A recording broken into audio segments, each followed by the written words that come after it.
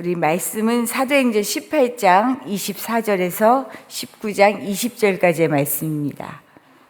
우리 사도행전 13장부터 바울의 전도 여행을 이야기하고 있습니다. 1차부터 3차까지의 전도 여행이 이어지는데 오늘 본문은 3차 전도 여행의 시작이 되는 부분이에요. 바울의 선교 여정을 보면 늘 함께하는 동역자들이 있었습니다. 1차에서는 마가가 있었고요. 2차에서는 디모데와 실라, 그리고 이제 고린도에서 만난 브리스길라와 아굴라 부부가 있었죠. 이제 3차 선교 여행이 시작되는데 그 시작점에서 새로운 동역자가 등장하죠. 아볼로입니다. 이 말씀을 통해서 우리가 알 수 있는 것은 첫 번째로요, 하나님의 일은 동역, 곧 함께하는 것입니다. 결코 혼자 할 수 없어요. 사실 세상 일이 다 그렇다라고 얘기하는데 정말 하나님의 일은 동역입니다. 함께하는 것입니다.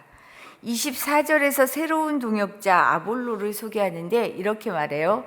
알렉산드리아에서 난 유대인으로 언변이 좋고 성경에도 능통한 사람이다. 아볼로를 상징하는, 표현할 수 있는 대표적인 말들이죠.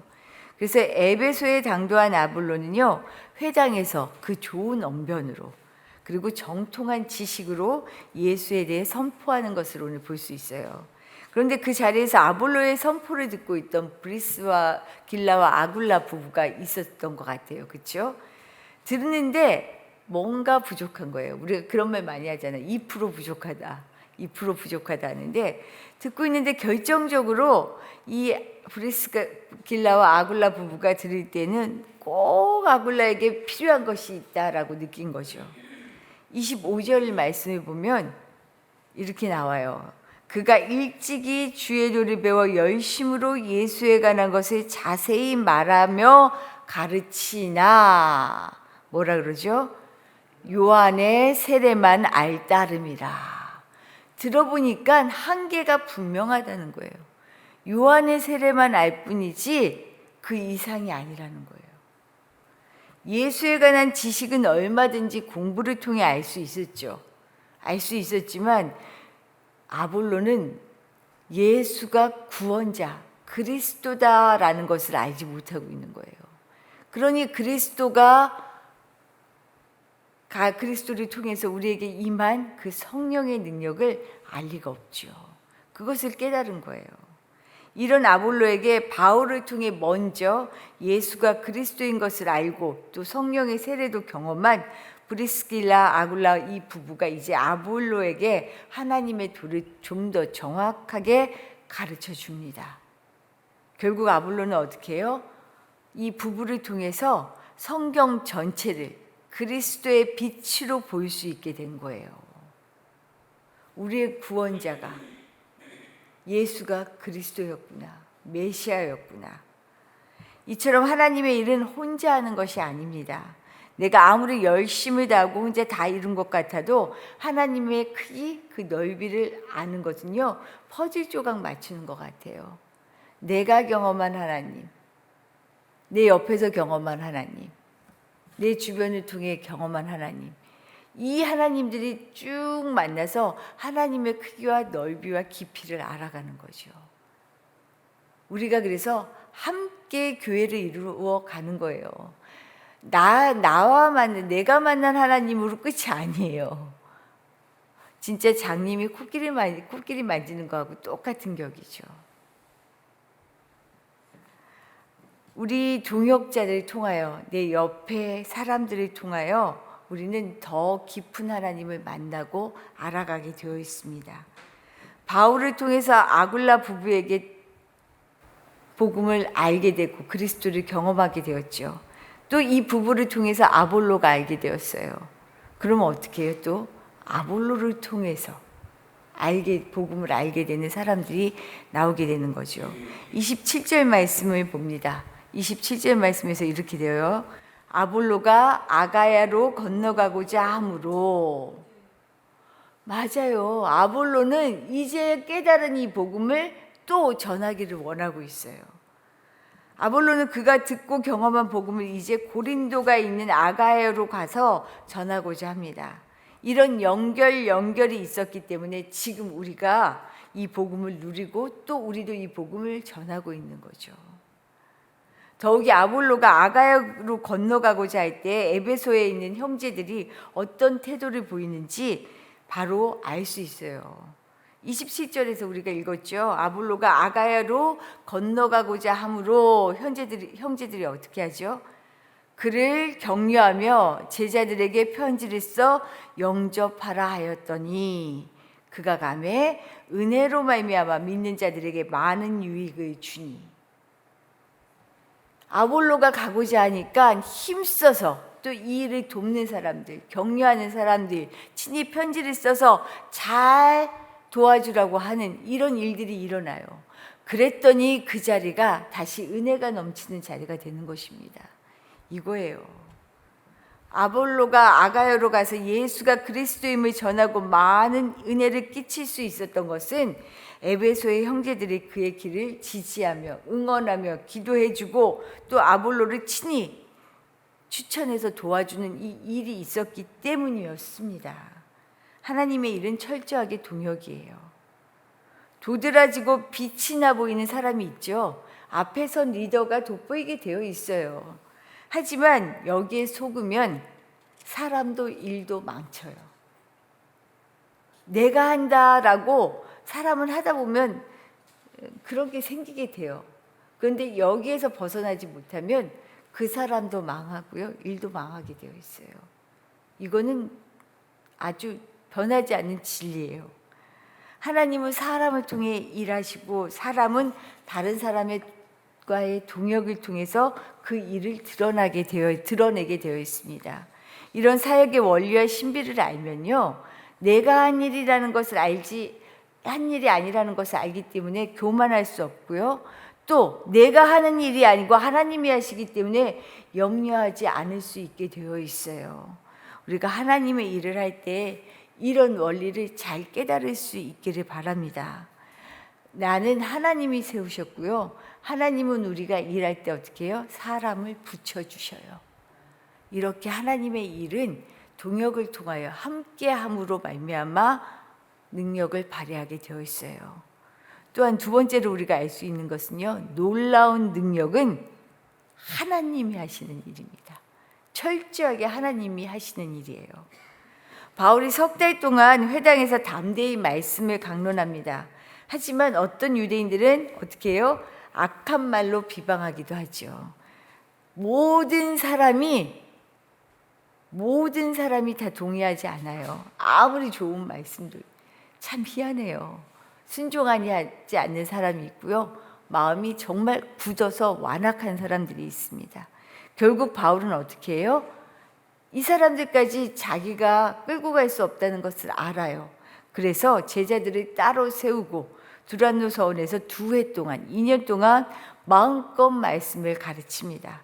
그러자 하나님께서는요, 바울을 통해 아주 놀라운 능력을 드러내셔요. 바울의 몸에서 손수건이나 앞치마를 가져다가 어떻게 해요? 병든 사람에게 얹기만 해도 병이 나아요. 엄청나죠? 악기가 나가요. 그럴 정도의 능력을 발휘하십니다.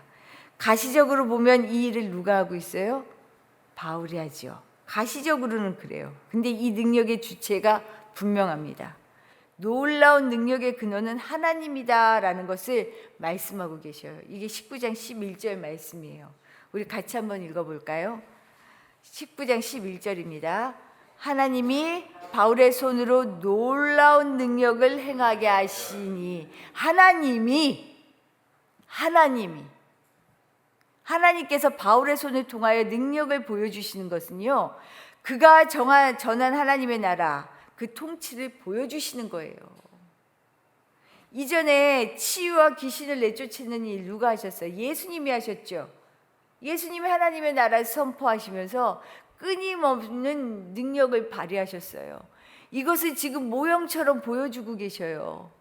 바울이 하나님의 나라를 선포하고 하나님의 나라를 전하고 있자 그를 통해 예수님이 하셨던 것처럼 수많은 기적들을 보여주고 계셔요. 이게 지금 뭐예요? 예수님의 그 능력이, 일이 지금 보여지고 있다, 전해지고 있다라는 것을 모형처럼 보여주고 계시는 거예요. 바울이 하고 있는 이 일은 바울이 하는 것이 아니라 하나님이 지금 하고 있다라는 것을 보여주신다는 거죠. 바울의 이 놀라운 능력을 보며 마수라는 유대인들이 바울을 흉내내는 사건이 있죠.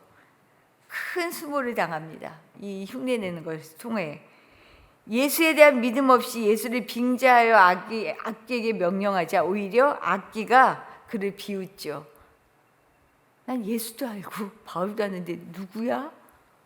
와, 정말 이런 수모가 어디 있어요. 악기 들린 사람이 그들을 상하게 하여 벗은 몸으로 도망가게 됩니다. 신앙은요, 흉내낼 수 없어요. 흉내냈다가 큰일 납니다. 흉내내려고 해서 흉내내는 게 아니고 나도 모르게 흉내내는 순간이 있어요. 하지만 진심으로, 전심으로 하나님을 사랑하며 말씀에 따라 살아내려야 하지 않으면 그렇게 흉내내는 신앙으로 머무를 수밖에 없어요. 내가 그럴 수 있습니다. 나를 통해 우리 주님은 당신을 어떻게 드러내실까 생각하게 돼요. 제가 어저께 어르신을 만나러 갔는데 어르신이 종종 그러셔요. 나 여기 친구 집이야 하고 알려주시는데 어르신은 잘 아시죠? 친구 집이니까. 근데 저한테 너무 막연하게 여기 끝집 친구 집이야 하는데 집이 엄청 많아요. 전 그 집을 찾을 때마다 아주 처음에 정말 애를 먹었는데 이제 한 3번째 되니까 찾아가요. 근데 거기에 그 어르신 친구분이 몸이 불편해서 장기 요양 등급을 받고 요양보호사가 오셔요. 근데 이 보호사분이 아주 정말 친근하게 잘 하시더라고요. 그래, 이분이 오신 지가 얼마 안 됐대요. 한 2주 정도 됐다 그러면서 제가 맡고 있는 어르신이 이분을 막 칭찬하셔요. 아유, 너무 잘해, 너무 잘해. 제가 봐도 잘하시는 것 같아요. 잠시 보지만. 그러면서 이전에 있던 요양보호사 얘기를 하는 거예요. 10일 만에 나가게 되셨는데 오면 핸드폰만 보는데 핸드폰을 보면 어떤 소리도 못 듣는데요. 다른 분을 아프신 어르신을 돕기 위해 오신 분이 핸드폰에 빠지면 기가 막히죠. 그런데 문제는 이 두 어르신이 하시는 말씀이 근데 왔다 하면 교회 다니래. 제가 낯이 뜨거워지는 거예요. 핸드폰만 보고 잘 돌아보지 않는 이분이 말은 교회 가야 천국 가요 한다는데 이 말이 씨알도 안 먹히고 오히려 흉이 되고 있는 거예요. 어때요? 아무 말도 못했어요. 아무 말도 저도. 우리가 정말 믿음을 살아내는 훈련이 필요해요. 이분도 그 요양보호사분도 그러려고 그런 게 아니죠. 자기가 어떤지를 잘 모르는 거죠. 우리가 잘못하면 그렇게 말로만 신앙생활을 할 수가 있어요. 우리가 어떤 신앙으로 어떤 믿음으로 이 믿음을 살아내고 있는지 늘 돌아볼 수 있기를 바라요. 예수님의 이름으로 바울을 흉내내는 상황에서 악기가 예수를 인정하는 것을 오늘 말씀을 통해 볼 수 있습니다. 15절에 보면 악기가 대답하죠. 내가 예수도 알고 바울도 알거니와 너희는 누구냐? 이를 본 에베소 사람들이 난리가 납니다. 다르네. 정말 대단하네. 와, 이걸 다 분별한다는 말이야? 주의 능력은요. 그래서 악기가 물러나는 것을 보고 흉내내는 이 사람을 통해서요. 오히려 주의 능력이 또다시 드러나게 됩니다. 주의 권능이 드러나자 사람들은요. 어떻게 해요? 주의 권능의 흔적은 사람들이 자복하고 회개하는 것에 있어요. 그래서 오늘 20절 말씀을 보면요. 이와 같이 주의 말씀이 힘이 있어 흥왕하여 세력을 얻으니라. 우리의 삶을 통하여 우리가 전하는 복음을 통하여 주의 말씀이 그 능력이 흥왕하고 정말로 세력을 얻는 그 일을 해낼 수 있는 우리 모두 되시기를 축복합니다. 주신 말씀 생각하며 기도하도록 할게요. 우리는 함께 일하는 사람입니다. 함께 혼자 할 수 없어요. 하나님 겸손하여 함께 주님의 일을 이뤄내는 사람 되게 해주십시오. 그리고 주의 능력이 나를 통하여 하나님 드러날 수 있는 그런 사람 되게 해주십시오. 기도하시고요. 오늘은 특별히 우리 교회 교우들을 위하여 기도하는데 잘 아시죠? 같이 기도하고 계시죠? 우리 엄신양 권사님, 엄미양 집사님, 어머님, 박남희 사모님이 호스피스 병동으로 옮기셨습니다.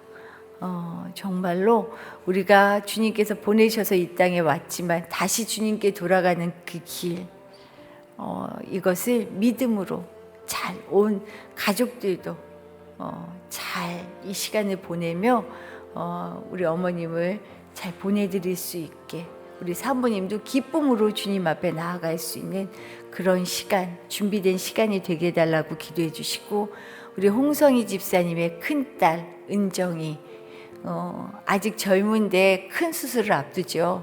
각삼성 암 수술을 8월 21일에 아산병원에서 하게 돼요.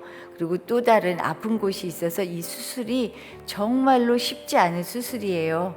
하나님께서 의료 사태 이 상황에서도 미루어지지 않고 이 수술을 잘 할 수 있도록 도와주십시오. 기도해 주시기를 부탁드립니다. 그리고 우리 양현주 권사님 같이 늘 새벽에 나와서 기도하시는데 6월 23일부터 한 주간 전도 여행을 가시게 돼요. 정말로 하나님의 일이 이렇게 놀랍고 신기하구나, 이런 일을 펼칠 수 있고 생명이 살아나는 일을 잘 해내실 수 있도록 같이 기도해 주시기를 부탁드립니다. 기도드리겠습니다.